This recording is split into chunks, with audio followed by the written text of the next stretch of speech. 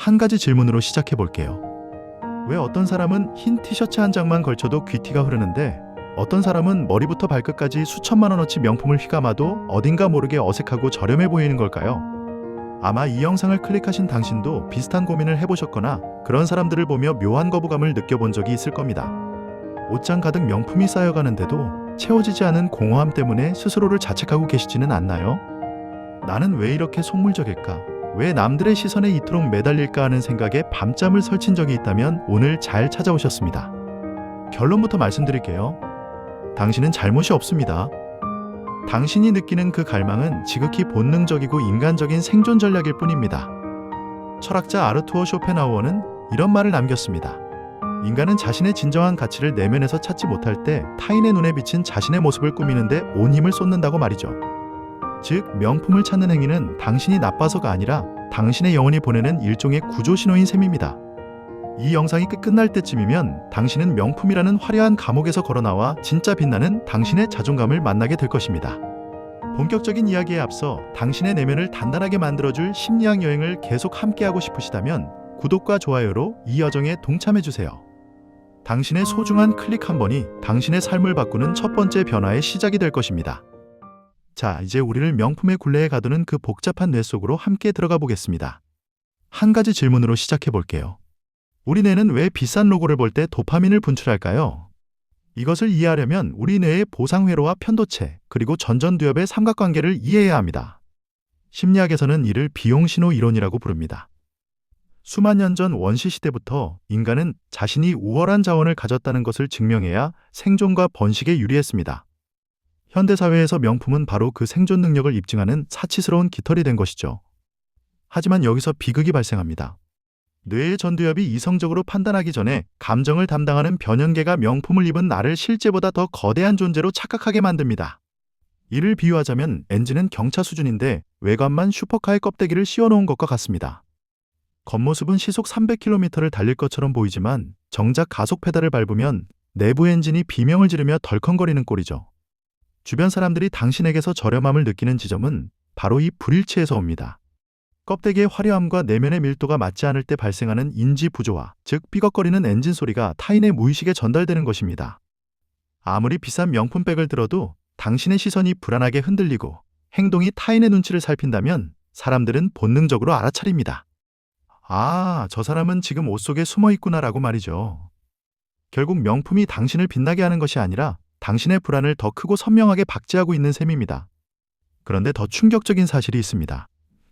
미국 듀크 대학교 소비자 심리학 연구팀이 5년간 진행한 실험 결과를 보면 명품을 착용한 사람들의 첫인상 호감도는 일반 의류를 착용한 사람들보다 오히려 12% 낮게 나타났습니다. 왜 이런 결과가 나왔을까요? 인간의 뇌는 겉으로 드러나는 신호와 내면에서 풍기는 에너지가 일치하지 않을 때 경계 시스템을 작동시킵니다. 이를 심리학에서는 신뢰성 불일치 효과라고 부릅니다. 쉽게 말하면 이렇습니다.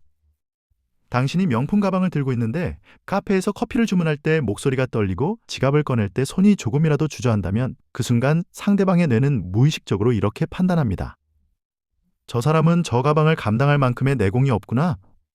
더 잔인한 건 이 판단이 0.3초 안에 일어난다는 사실입니다. 하버드 대학교 사회심리학과 에이미 커디 교수의 연구에 따르면 우리는 누군가를 만났을 때 단 0.3초 만에 그 사람의 사회적 지위와 능력을 판단합니다. 그리고 그 판단의 기준은 옷의 가격표가 아니라 몸에서 풍기는 자신감의 농도입니다. 당신이 명품으로 자신을 무장할수록 사람들은 더 예리하게 당신의 내면을 들여다봅니다. 명품은 망원경입니다. 당신의 불안을 확대해서 보여주는 렌즈인 셈이죠. 당신이 명품을 사고 나서 느끼는 만족감은 얼마나 오래 가나요? 하루? 일주일? 한 달? UCLA 심리학과 연구팀이 명품 소비자 3,000명을 대상으로 조사한 결과 명품 구매 후 느끼는 행복감의 지속시간은 평균 72시간이었습니다. 딱 3일입니다. 그리고 그 이후에는 다시 공허함이 찾아옵니다. 더 비싼 것, 더 희귀한 것을 찾아 헤매게 됩니다. 이를 심리학에서는 쾌락 적응 현상이라고 부릅니다. 마치 마약과 같습니다. 처음에는 작은 용량으로도 행복감을 느끼지만 점점 더 많은 양이 필요해집니다. 그런데 문제는 아무리 용량을 늘려도 그 행복감이 예전만큼 강렬하지 않다는 겁니다. 왜 이런 일이 벌어질까요? 당신이 명품을 통해 채우려는 건 옷장이 아니라 자존감의 구멍이기 때문입니다. 그런데 자존감의 구멍은 외부의 물질로 절대 채워지지 않습니다. 오히려 더 커집니다. 스탠퍼드 대학교 임상심리학과 제임스 그로스 교수는 이렇게 말합니다. 외부 검증에 의존하는 자존감은 모래성과 같다. 파도가 칠 때마다 무너지고 다시 쌓아야 하는 끝없는 노동이 될 뿐이다. 당신이 명품 매장 문을 열고 들어갈 때마다 느끼는 그 두근거림, 그건 기대감이 아니라 불안입니다. 이번에는 나를 채울 수 있을까? 이번에는 사람들이 나를 인정해줄까 하는 간절함의 다른 이름입니다. 만약 당신이 명품을 좋아한다는 사실이 단점이 아니라 당신의 엄청난 잠재력을 증명하는 신호라면 어떨 것 같으세요? 많은 심리학자가 명품에 탐닉하는 사람들의 특성을 분석했을 때 이들에게서 공통적인 긍정적 지표를 발견했습니다. 첫째는 탁월한 심미안과 감각적 예민함입니다. 당신은 단순히 비싼 것을 원하는 게 아니라 아름다움과 디테일의 차이를 알아차리는 섬세한 신경망을 가진 사람입니다. 둘째는 강력한 성취 동기와 상승 욕구입니다. 더 나은 삶, 더 높은 위치로 올라가고자 하는 열망이 명품이라는 상징물로 투사된 것이죠. 셋째는 사회적 지능과 높은 공감 능력입니다. 타인의 시선을 의식한다는 것은 뒤집어 말하면 주변의 분위기를 기가 막히게 읽어내는 능력이 있다는 뜻입니다. 넷째는 완벽주의적 성향입니다. 자신을 완벽하게 세팅하고 싶어하는 그 에너지는 적절한 방향만 찾는다면 엄청난 전문성을 발휘하는 원동력이 됩니다. 다섯째는 트렌드를 읽는 통찰력입니다. 세상이 무엇에 가치를 부여하는지 민감하게 반응하는 능력은 현대사회에서 매우 강력한 무기가 됩니다. 그런데 여기서 중요한 질문을 던져야 합니다. 당신의 이 놀라운 능력들이 지금 어디로 향하고 있습니까? 샤넬 매장의 신상품 진열대입니까? 아니면 당신 자신의 내면 성장입니까? MIT 뇌인지과학과 연구팀의 실험 결과를 보면 명품 로고를 보는 순간 활성화되는 뇌 영역과 자기개발 목표를 달성했을 때 활성화되는 뇌 영역이 정확히 같습니다. 바로 선조체라는 보상 중추입니다. 이게 무슨 뜻입니까? 당신이 명품에서 느끼는 그 쾌감을 자기 성장을 통해서도 똑같이 느낄 수 있다는 겁니다. 오히려 더 강렬하고 오래 지속되는 만족감을 얻을 수 있습니다. 이제 당신의 그 예민한 감각을 밖이 아닌 안으로 돌려야 할 때입니다. 그 에너지를 옷의 봉제선을 살피는 데 쓰는 대신 당신의 내면 근육을 키우는 데 사용한다면 당신은 곧 대체 불가능한 존재가 될 것입니다. 마음만 먹으면 바뀔 수 있다는 말, 지겹지 않으신가요? 우리에게 필요한 건 의지력이 아니라 나를 통제할 수 있는 시스템입니다. 명품 없이도 당신을 명품으로 만들어줄 5가지 루틴을 제안합니다. 첫째, 유니폼 시스템을 구축하세요. 스티브 잡스나 마크 저커버그처럼 당신만의 시그니처 스타일을 정하십시오. 명품 로고 뒤에 숨는 대신 당신의 체형과 분위기에 최적화된 고품질의 기본 아이템으로 옷장을 채우세요. 심리학자 베리 슈워츠는 선택의 역설이라는 개념을 제시했습니다. 선택지가 많을수록 우리는 더 불행해진다는 이론입니다. 매일 아침 옷장 앞에서 30분씩 고민하는 그 에너지를 당신의 일이나 관계에 쏟으세요. 선택의 에너지를 줄일 때 당신의 품격은 시작됩니다. 둘째, 가치 기반 소비 예산제를 실시하세요.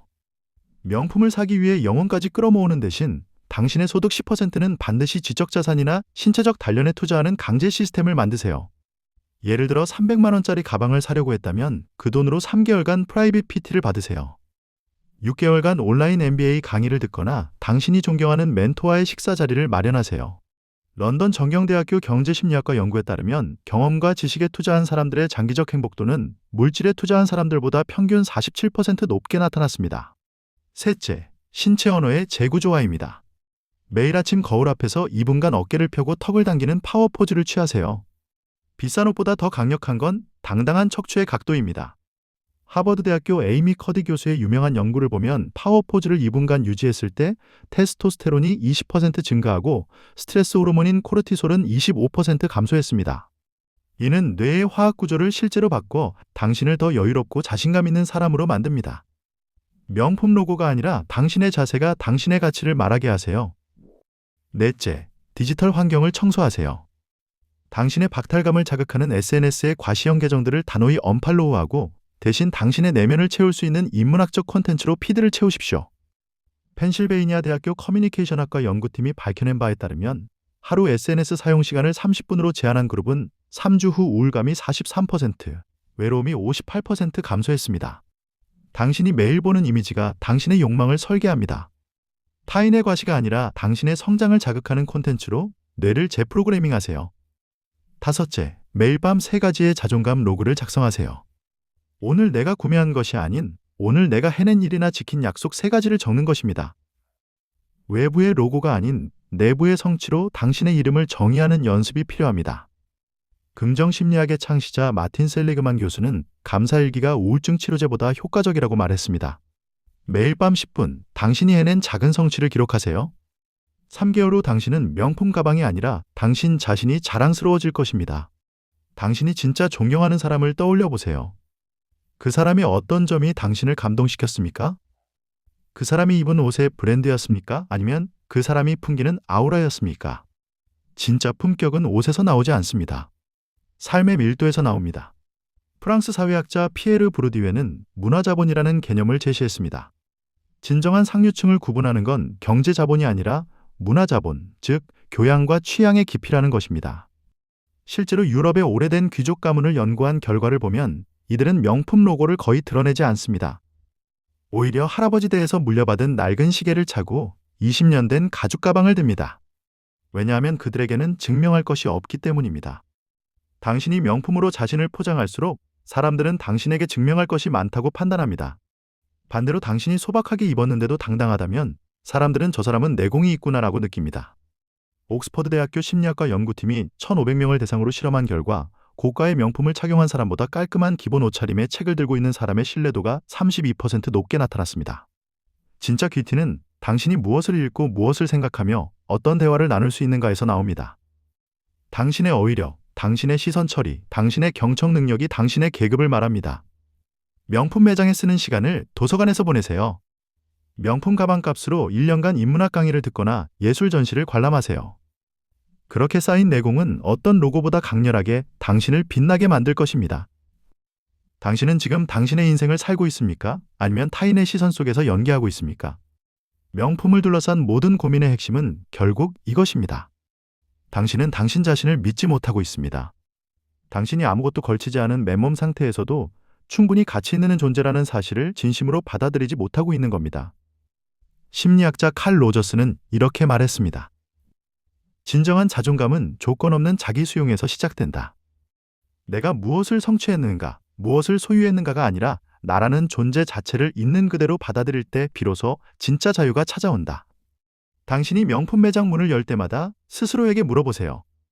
나는 지금 무엇을 채우려고 하는가? 옷장인가? 내 마음속 구멍인가? 이 가방을 사면 나는 정말 행복해질까? 아니면 또다시 3일 후 공허함에 빠질까? 그리고 한 가지만 기억하세요. 당신이 진짜로 원하는 건 명품이 아닙니다. 명품을 들고 있을 때 사람들이 당신을 보는 그 눈빛, 그 인정과 존중입니다. 하지만 그 눈빛은 명품으로는 얻을 수 없습니다. 오직 당신의 내공으로만 얻을 수 있습니다. UCLA 사회심리학과 연구에 따르면 타인에게 진정한 존경을 받는 사람들의 공통점은 진정성이었습니다. 자신의 가치관에 따라 일관되게 살아가는 사람, 겉과 속이 다르지 않은 사람에게 사람들은 자석처럼 끌렸습니다. 당신이 명품으로 포장한 가짜 당신이 아니라 있는 그대로의 진짜 당신을 세상에 내보일 용기를 가지세요. 그 순간 당신은 진정한 자유를 경험하게 될 것입니다. 당신은 오늘 하루 당신 자신으로 살았나요? 아니면 브랜드의 마네킹으로 살았나요? 명품을 입는 것 자체가 나쁜 것은 아닙니다. 다만 명품이 당신을 입게 해서는 안 됩니다. 당신이라는 존재는 에르메스나 샤넬이라는 이름보다 훨씬 더 복잡하고 아름다우며 무한한 가능성을 지닌 생명체입니다. 당신이 명품을 휘감을수록 저렴해 보였던 이유는 당신이라는 찬란한 보석을 가짜 포장지로 너무 꽁꽁 싸매두었기 때문일지도 모릅니다. 이제 그 포장지를 하나씩 벗겨내세요. 그리고 당신의 목소리, 당신의 눈빛, 당신의 태도에 집중하세요. 당신이 당신인 자신을 온전히 긍정하기 시작할 때 사람들은 당신이 무엇을 입었는지가 아니라 당신이 누구인지에 대해 경외감을 느끼게 될 것입니다. 오늘부터 단 하나만 실천해 보세요. 명품 매장 대신 서점에 가세요. 명품 가방 대신 책 한 권을 사세요. SNS에서 명품 자랑하는 사람 대신 당신에게 영감을 주는 사람을 팔로우하세요. 작은 변화가 큰 전환을 만듭니다. 당신은 이미 충분히 귀하고 아름다운 사람입니다. 오늘 이 영상이 당신의 가슴에 작은 균열을 냈기를 바랍니다. 그 틈 사이로 당신의 진정한 빛이 새어나오길 응원하겠습니다. 여러분은 명품보다 더 빛나는 자신만의 가치를 발견한 적이 있으신가요? 혹은 타인의 시선에서 자유로워졌던 특별한 경험이 있다면 댓글로 들려주세요. 서로의 경험을 나누는 것만으로도 우리는 서로에게 큰 위로와 힘이 될 수 있습니다. 이 영상이 도움이 되셨다면 구독과 좋아요로 더 많은 분들에게 이 메시지를 전해주세요. 다음 영상에서는 진짜 자존감을 키우는 구체적인 심리훈련법을 알려드리겠습니다. 긴 시간 함께 해주셔서 감사합니다. 지금까지 당신의 마음을 읽어주는 모두의 심리학이었습니다.